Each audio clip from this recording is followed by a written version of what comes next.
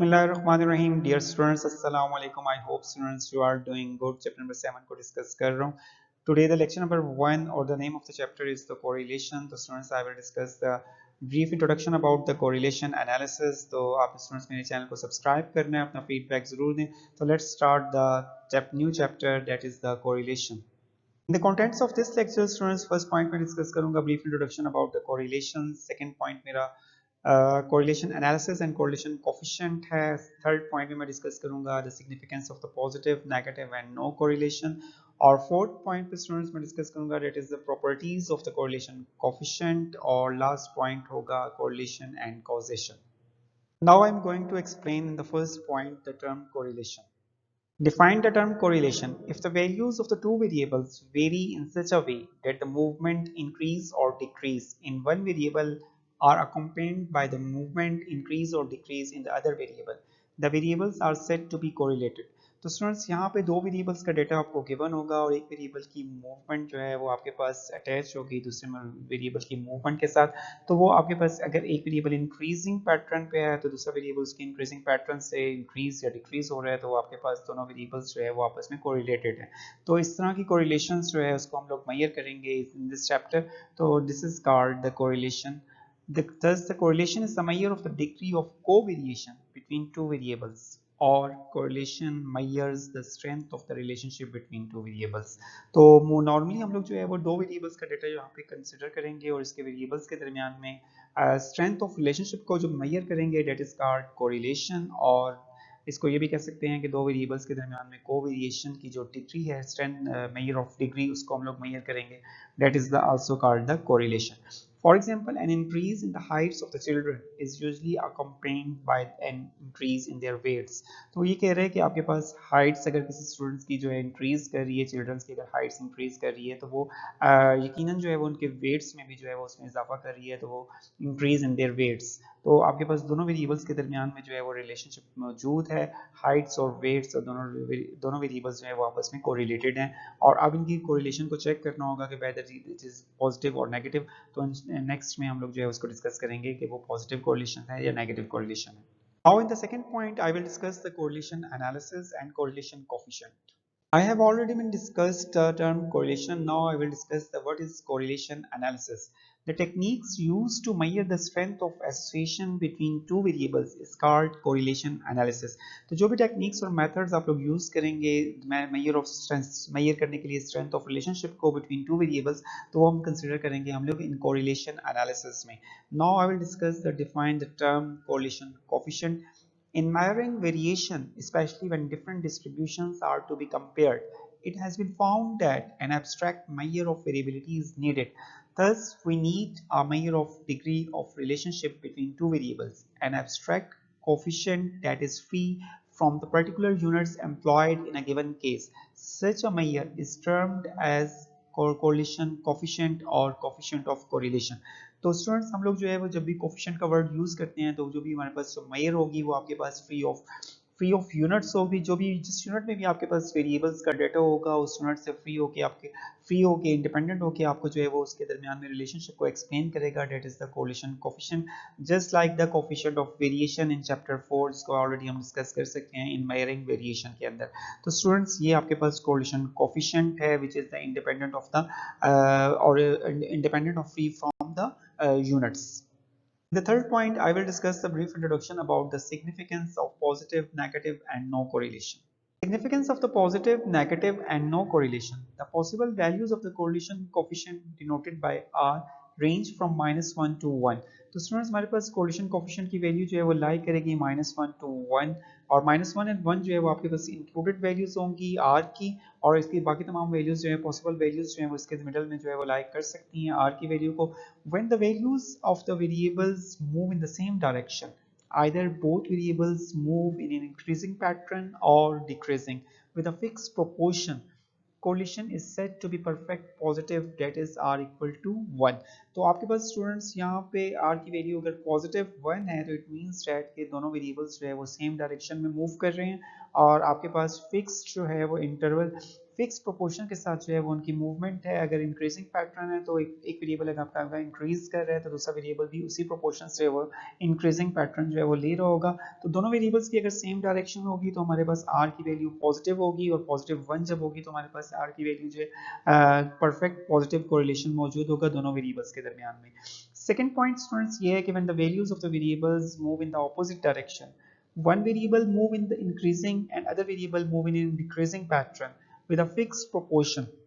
अगर एक वेरिएबल जो है वो आपके पास स्टूडेंट्स एक इंक्रीजिंग पैटर्न पे है और दूसरा अपोजिट पैटर्न यानी आपके पास डिक्रीजिंग पैटर्न पे है विद अ फिक्स्ड प्रोपोर्शन के साथ, तो आपके पास कोरिलेशन कोफिशिएंट की वैल्यू जो है वो नेगेटिव होगी और बिल्कुल नेगेटिव 1 होगी, एग्जैक्ट नेगेटिव 1 होगी। तो इसको हम लोग कहेंगे that is the perfect negative correlation between two variables.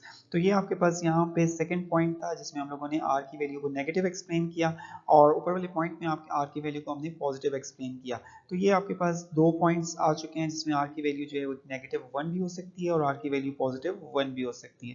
और जब आपके पास थर्ड पॉइंट है r की वैल्यू अगर आपके पास 0 आ जाती है दो वेरिएबल्स के दरमियान में, तो इट मींस दैट कि दोनों के दरमियान में कोई कोरिलेशन नहीं है, दोनों वेरिएबल्स जो है वो आपके पास इंडिपेंडेंट हैं, दोनों वेरिएबल्स के दरमियान कोई मूवमेंट नहीं है, एक की मूवमेंट दूसरे की मूवमेंट के साथ कोई रिलेशनशिप जो है वो प्रोवाइड नहीं कर रही। तो आपके पास r की वैल्यूज जो है वो तीन वैल्यूज आपको मैंने यहाँ पे एक्सप्लेन कर दी हैं, r की वैल्यू पॉजिटिव 1, r की वैल्यू नेगेटिव 1 एंड r की वैल्यू जो है वो आपके पास 0।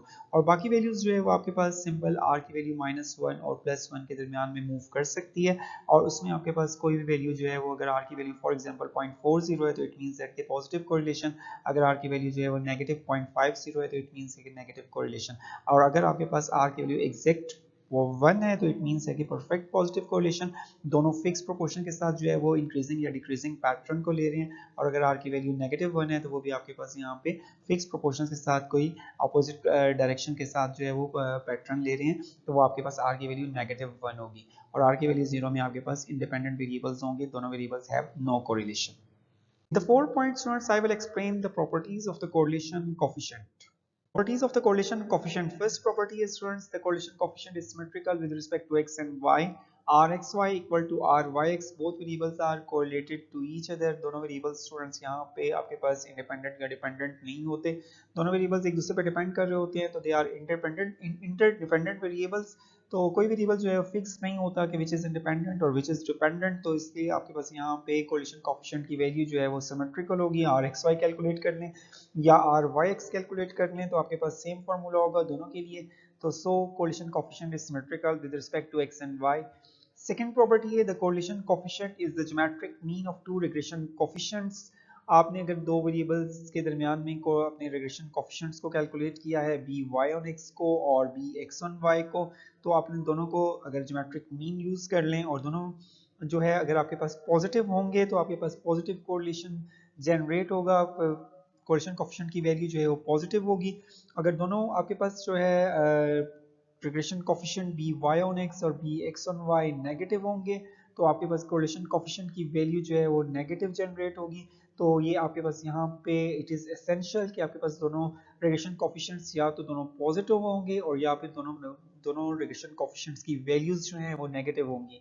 तो ये सेकंड प्रॉपर्टी थी कि correlation coefficient is the geometric mean of two regression coefficients. Third property है the correlation coefficient is a pure number and does not depend upon the units employed. तो आपके पास यहाँ पे एक कोरिलेशन कोएफिशिएंट जो है आपके पास एक प्योर नंबर होगा और आपके पास वो इंडिपेंडेंट ऑफ यूनिट्स होगा और वो जो भी यूनिट्स के ऊपर एम्प्लॉय लग रहा है, जो भी जिस यूनिट में भी आपके पास वेरिएबल्स हैं, आपके पास जो आंसर होगा कोरिलेशन कोएफिशिएंट का वो यूनिट लेस होगा। तो this is the third property of the correlation coefficient.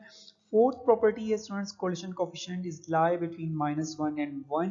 -1 r less than equal to +1, यानी आपके पास जो वैल्यू मूव कर रही होगी कोरिलेशन कोएफिशिएंट की वो -1 और 1 के दरमियान में मूव कर रही होगी और कोई भी वैल्यू जो है वो जनरेट हो सकती है -1 और 1 के दरमियान में।